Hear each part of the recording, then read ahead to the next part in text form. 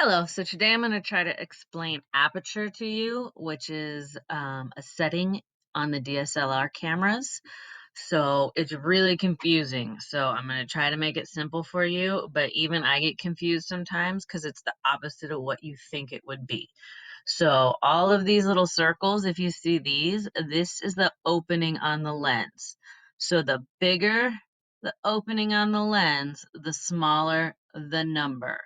The tinier the opening on the lens, the bigger the number, okay? So it's really confusing, but I'm going to try to explain it to you. And all of this, aperture goes with shutter speed and it goes with ISO, but we haven't talked about those yet, so I'm going to just talk about aperture for now. But throughout here, it's going to talk to you a little bit about ISO, which is how much light is let into the lens, and then shutter speed is how fast the picture is taken. So you just kind of have to know what those are. So if you look at this picture right here, this picture was taken with a wide aperture, so it had a big opening on the lens. Okay, the background is all blurry. That's how you can tell it was a wide aperture, but the number is tinier. Okay, this is good for like portraits or things if the background's not exactly perfect or you want to help focus the eye on a certain part or a certain subject. So aperture is just pretty much how big this lens opens. So this is probably a medium one. If it was super, super, super, super tiny, that would be a big number. And if it was super wide, it'd be a small number. And I know it doesn't make sense, but that's just how it is. Okay. So I have a video that I want you to watch. I'm not going to have you watch this one right now unless you just want to, if you're confused and you need more information on it. But I have another video that's about 7 minutes I'd like for you to watch. So when you mess with how much the lens opens, you mess with how much light gets in. Okay. So if your lens is open super, super, super, super, super big, you're letting a lot of light in, which messes up your exposure. So you have to keep in mind where you're at, and you have to set your aperture with your shutter speed and with your ISO to get a good picture. And that just takes practice and figuring out what you think will work in each amount of light. So this is the beach, so of course it's a huge amount of light. This picture has a shallow depth of field. That's what it's called. It's a thin or shallow depth of field. And I like to think of it as like maybe she was in water. She is real shallow at the top of the water, and then the rest of this is all blurry because it's far away and it's not shallow, but she's shallow. So that's a shallow depth of field, okay, or shallow focus, some people call it. So this picture was taken with the ISO on the lens that was really big opening, so a small aperture. Sorry. Okay, this picture had a very big aperture, small number, but the big opening. Okay. This picture has a really small opening, the bigger number aperture. So this one's set at 11. The whole picture is in focus. The mountains are in focus, the clouds are in focus, the little plants over here, these flowers up front, everything's in focus.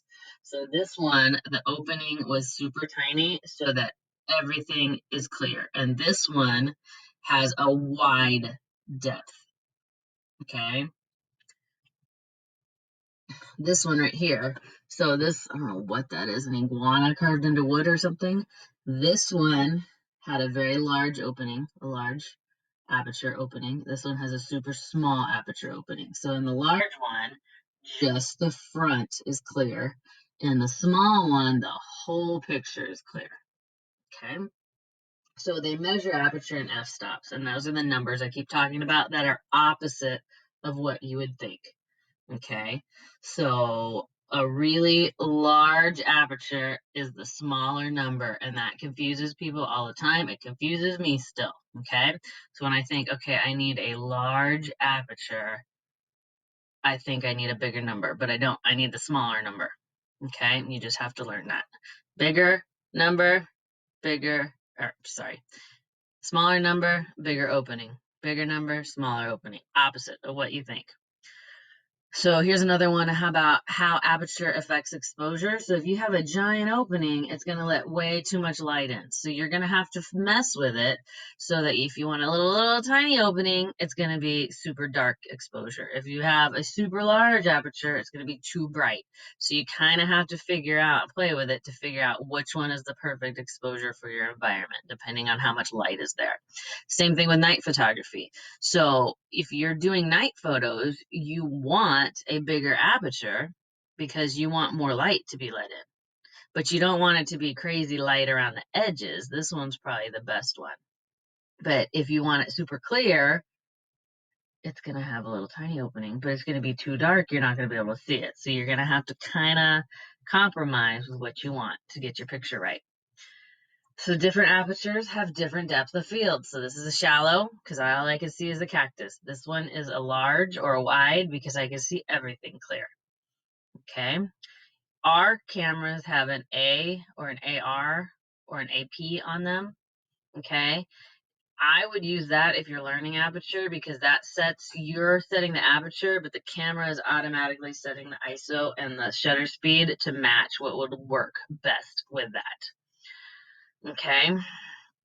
I'm not going to go through all of these different apertures. I'm just going to talk about the pictures a little. So this one has a really small aperture, f16, because everything is in focus. Okay, that's pretty much all you need to do. This one has a large aperture, shallow depth of field, only it's a 1.4. Okay, this one, it's got to be a small opening, f16. Okay, everything is clear. That's kind of how you can tell. It also talks about if you use too big or too small of an aperture, it kind of gives a distortion, but we're not going to worry about that right now. If you magnify stuff too much too, it gets blurry, but duh, we know that because the pixels and everything. I think here's another one that's pretty good. So sometimes you have to mess with the aperture to get the clarity better. So this is really close with a wide aperture. It's kind of blurry. This one is a medium and it's so much clearer. Okay. If you want those cool light effects in your pictures for like nature pictures, you should use a smaller opening. Okay. So it gives you these cool sunbursts. You can get those on your phone sometimes too. So I'm not going to go into why you get those, but if you want to get these in your pictures, all of it needs to be clear, and then the smaller number will give you these cool ones. Okay. This one, clear in the background, cool sunbursts. This is just talking about sometimes if you mess with the aperture, this is a little drop on this picture, which kind of ruined his picture because it focused kind of here closer, and then all of this is kind of wonky. This would have been a really cool picture without that little spot there. Sometimes when you turn it up too much, you get these little tiny dust specks, I guess is what they're calling them. So you just have to be careful with what you're doing. Like this is a really, really, really open aperture. It's 11, but it's giving you some distortion on there. I'm not going to talk about this. This is pretty cool though, but I'm not going to explain that. I think that's all. If you don't learn anything else about aperture, this is what I want you to know. Okay.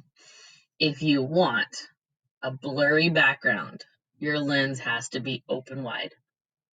Okay. If you want a picture that's super clear all the way down, you want your lens to be open tiny. Okay.